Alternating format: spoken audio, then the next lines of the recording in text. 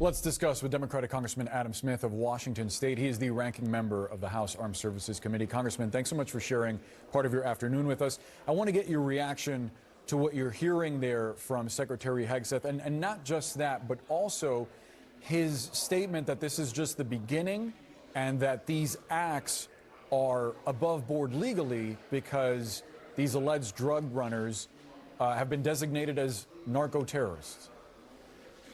Yeah, well, the fog of war and the whole fake news comment that Secretary Hegseth was making there is really offensive. I mean, first of all, when this story first broke, he said, didn't happen, fake news. Now they're saying it did happen. So he's not always honest. And if he wants accurate stories, they should be more transparent. But the fog of war comment in particular is unbelievably offensive. There are people who are in the middle of the fog of war. And I have enormous sympathy for our troops who are fighting in Iraq and Afghanistan when they're facing terrorist threats. And they don't know if that person is wearing a suicide vest or if that's a car bomb. And they have to make very difficult decisions with their lives on the line. This was a boat sinking in the middle of the ocean, no threat to anybody, much less a service member. There's no fog of war here. This was a decision that could be made, and if you couldn't see it, then why fire another shot? You got no reason to.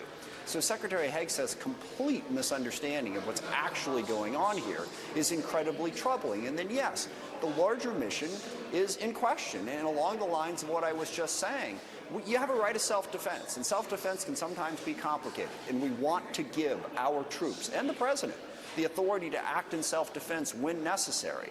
But there is no direct threat to the U.S. This boat wasn't even heading to the U.S. It wasn't even, it wasn't targeting trying to kill people. They're running drugs, which is a huge problem, but it's not the same as facing an imminent threat from an attack. So that fundamental misunderstanding is why I don't think these actions are legal within U.S. law or within the international law of war, which we have pledged to follow. One of your counterparts on the Senate side, Senator Roger Wicker, says that all the video and audio of this incident will soon be available. Have you heard from the chairman on the House side, Chairman Rogers, on when you will see it? We have not. We hope so, but to date, the White House has not turned anything over. And they're in violation of the law on that, by the way. This whole thing was launched in late July with an execute order that came out of the White House to start this mission. By law, the White House has to immediately transmit execute orders to the committees of jurisdiction in Congress, in this case, Armed Services, House and Senate. They didn't do that. They still haven't done that.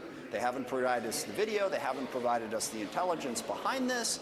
So this is not transparent. It's not following the law. And we don't even really know for sure what it's about. Is it about drugs or is it about regime change in Venezuela? Why do you think that hasn't been turned over, that footage, Congressman? Do you believe the administration is trying to hide something? No, the main reason I think it hasn't been turned over is the theme throughout this entire administration. President Trump and Secretary Hegseth have made it clear that they don't think they have to follow the law. They don't think they're accountable to anybody. They do what they do, and everybody just has to live with it. And please understand that that's a real problem. Every administration I've ever dealt with has gotten into arguments with Congress about what exactly should they have to do under the law. But I've never had an administration that so blatantly said, screw you, law doesn't apply to us, we can do whatever we want to do. And that attitude is dangerous because the law is there for a reason. It's there to make sure that things like this don't happen.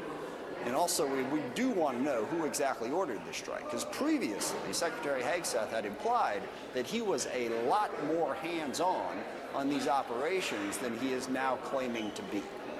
That obviously leads to questions about accountability and what Congress can do. I do want to ask you on the broader point that we're hearing from the White House here. There are folks out there who believe that these operations are helping to keep deadly drugs out of the United States, who feel that these alleged traffickers are poisoning the country, as the president has put it.